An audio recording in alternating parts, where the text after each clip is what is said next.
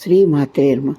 కొత్తిమీర ఒక బౌల్‌లో అంత కొత్తిమీర శుభ్రం చేసి పెట్టుకొని, ఆ కొత్తిమీరని ఇలా కడిగి పెట్టుకున్న రోల్లో వేసి నూరుకొని, ఒక 2 స్పూన్లు పండు మిరపకాయల పచ్చడి. కొత్త పండు మిరపకాయలు వస్తున్నాయి కదా!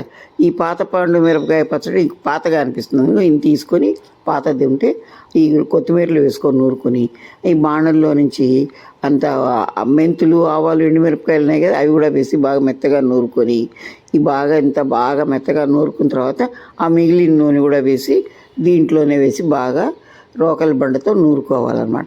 ఇట్లాగే మనం గోంగూర కూడా వేసుకొని ఈ పండుమిరపకాయలు దాంతో వేసుకోవచ్చు. టమాటా పచ్చట్లోనూ ఈ పండుమిరపకాయలు వేసుకొని చేసుకున్నామంటే చాలా బాగుంటుంది. ఈ పండుమిరపకాయలు కొత్తవి వస్తున్నాయి కదా, ఇంకా పండుమిరపకాయల కారం వచ్చేస్తుంది. ఈ పాతది ఇలా మనం ఖర్చు పెట్టేసుకున్నామంటే మళ్ళీ కొత్తగా ఫ్రెష్గా పెట్టుకుంటే 7 ఏళ్ల కాలం ఉంటుంది. ఇది ఇడ్లీల్లోకి, దోశల్లోకి చాలా